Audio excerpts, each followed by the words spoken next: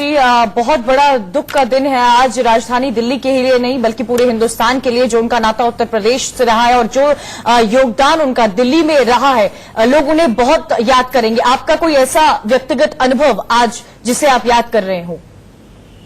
जी, निश्चित रूप से केवल कांग्रेस और दिल्ली का नहीं, पूरे देश की सकारात्मक राजनीति का एक बड़ा नुकसान है, क्योंकि आज राजनीति में ऐसे चेहरे बहुत कम हैं जो बहुत सौम्य हो, गरिमापूर्ण हो और जिनके विपक्षी भी उन्हें स्नेह देते हो, आदर देते हो।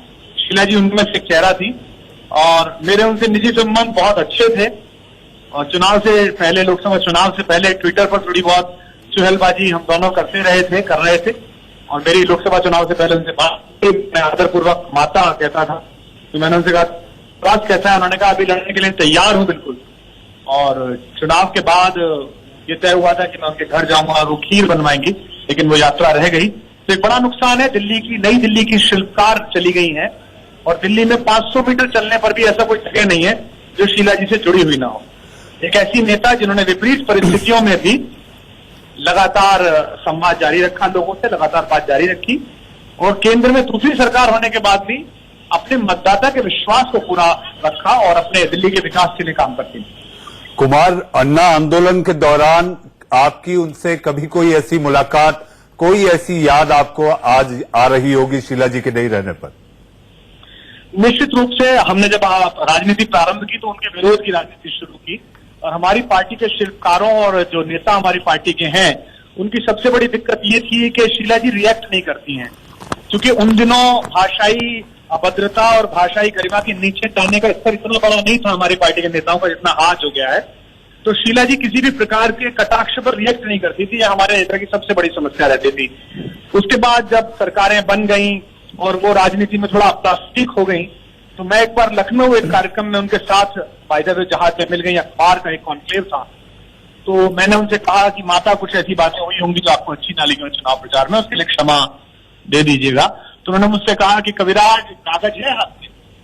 तो मैंने कहा जी मेरे पास टिकट है। तो बोली पेन निकालो और उन्होंने उसके पीछे 3 P लिखे। बोले ये पॉलिटिक्स है 3 P। और इनके सामने लिखा, पहले पे लिखा प्रेजेंस, उपस्थित रहिए सदा। दूसरे पे लिखा पेशेंस, धैर्य रखिए। और तीसरा परसुएंस, अपनी बात कहते रहिए कि मैं ये कहना चाहता हूं। तो मेरी राजनीति में कुछ ऐसे पड़ाव आए जहां लोगों को लगता था कि मैं अधैर्यपूर्ण निर्णय ले लूंगा कुछ ना कुछ, लेकिन उनकी ये सीख काम आई, उसके लिए मैं कृतज्ञ भी हूँ, आभारी भी हूँ। और मेरे लिए निजी दुख का समय है तो मैं उसकी शुक्र। कुमार, यानी आप ये मानते हैं कि उनकी सौम्यता और उनकी मिलनसारिता ही उनकी सबसे बड़ी ताकत थी? निश्चित रूप से। हमारे यहाँ उर्दू की एक शायरा है शबीना अदीब साहिबा, उनका एक शेर है कि जो खानदानी रईस है वो मिजाज रखते हैं नर्म अपना, तुम्हारा लहजा बता रहा है तुम्हारी दौलत नई नहीं है। तो वो भारतीय राजनीति की खानदानी शख्सियत थी। उनके पूज्य ससुर उमाशंकर दीक्षित जी बहुत बड़े नेता रहे, वो राजीव गांधी की कैबिनेट में रही, उसके बाद संसदीय कार्य मंत्री के बाद प्रधानमंत्री कार्यालय में मंत्री रही।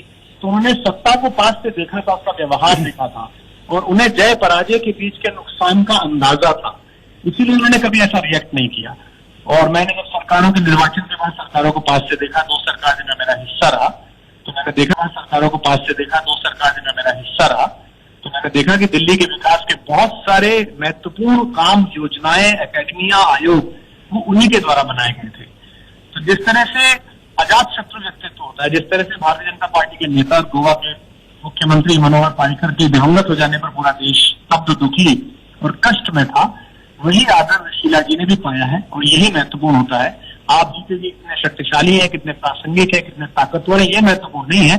आपके जाने के बाद लोग आपको कैसे स्मरण करते हैं, ये महत्वपूर्ण है। और शीला जी इस मामले में विजेता की तरह गई हैं। उनकी यात्रा शुभ हो और ईश्वर ने चरणों में स्था जी। कुमार, आपने जो कहा है मुझे भी एक लाइन याद आती है, तुम्हारे जाने के बाद अंधेरा होगा इस जमा में, लाख चिराग जलाएंगे इस उजाले के लिए। इस रूप से कांग्रेस के लिए आपका जो शेर है उसी तरीके का है, क्योंकि मैं आशा करता हूं कि जिस तरह पिछले लोकसभा चुनाव में कांग्रेस के युवा तुर्कों की वाहिनी चुनौती देखकर चली गई थी और ऐसे समय में 80 वर्ष की शीला दीक्षित ने उसकी पताका संभाली थी। उन कांग्रेस के युवा नेताओं को, शीला जी को अगर श्रद्धांजलि देनी है तो उन्हें दिल्ली में अपनी प्रासंगिकता और विपक्ष की जो प्रासंगिकता भारतीय राजनीति में होती है उसको बढ़ाना पड़ेगा।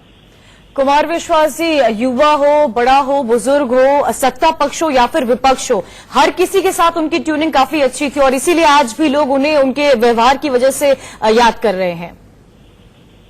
निश्चित रूप से मैं ऐसा मानता हूं कि आखिरी दौर में जो उनके साथ राजनीतिक समीकरण बैठे उसमें उन्हें शायद अपने पूरे जीवन का सबसे ज्यादा कष्ट सहना पड़ा। कुछ ऐसी बातें उनके विपरीत कही गई जो आधारहीन भी थी, तथ्यहीन भी थी और जो राजनीतिक माइलेज देने के लिए कही गई, लेकिन उसमें भी हमारे साथ विचलित दिखाई नहीं दी। ये बड़ी ताकत थी उनकी और हमारी श्रद्धांजलि उनके साथ है। हमारे साथ जुड़ने के लिए आज 81 साल के सफर के बाद शीला दीक्षित ने हम सबको अलविदा कह दिया। दिल्ली उदास है, सबकी आंखें नम है, देश गम में डूबा हुआ है। कांग्रेस की बेटी, उत्तर प्रदेश की बहू अब खामोश हो गई।